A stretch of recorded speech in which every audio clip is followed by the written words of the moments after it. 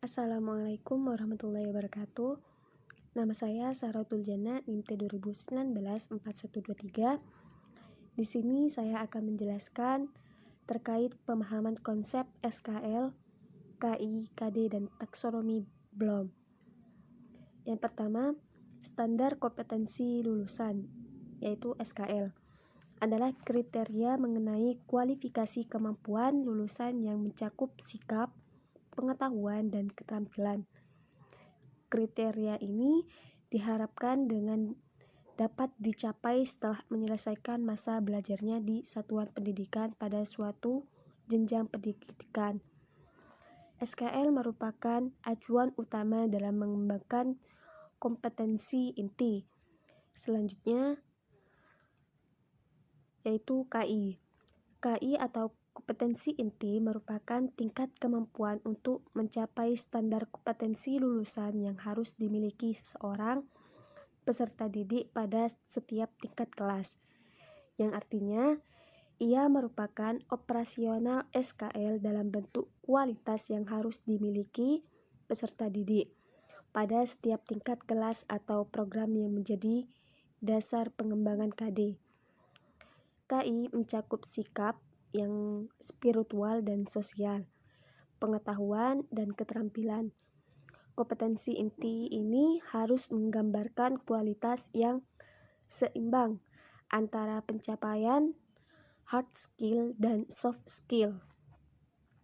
KI berfungsi sebagai pengintegrasi muatan pembelajaran mata pelajaran atau program dalam mencapai SKL.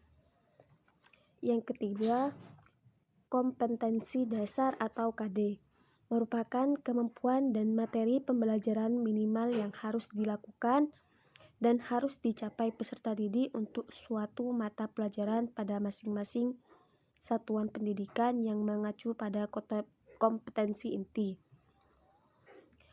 Kompetensi dasar bisa dipahami juga sebagai sejumlah kemampuan minimal baik sikap, pengetahuan maupun keterampilan yang harus dikuasai peserta didik pada suatu mata pelajaran tertentu sebagai rujukan penyusunan indikator pencapaian kompetensi.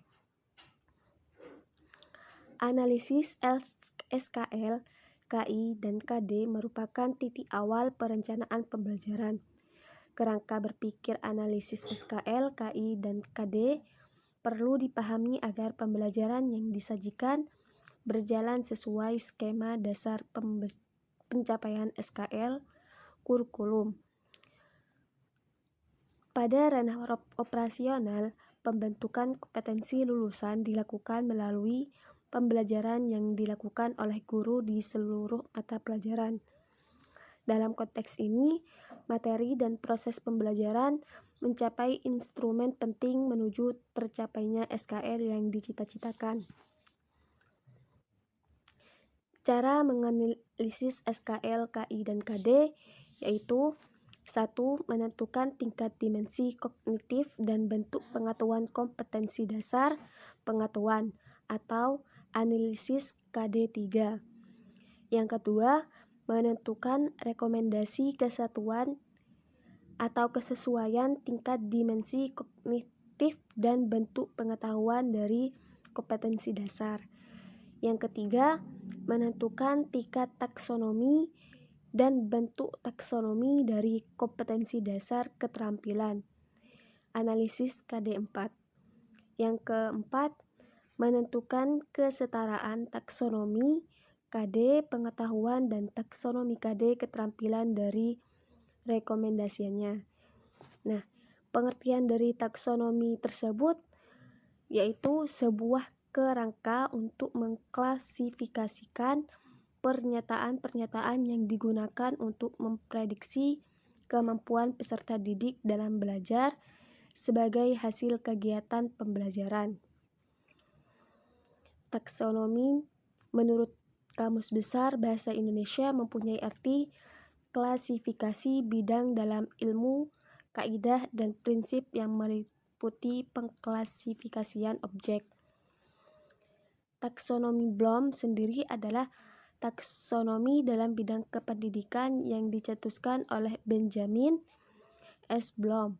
Taksonomi ini bertujuan untuk mengklasifikasikan materi atau tujuan dari pendidikan.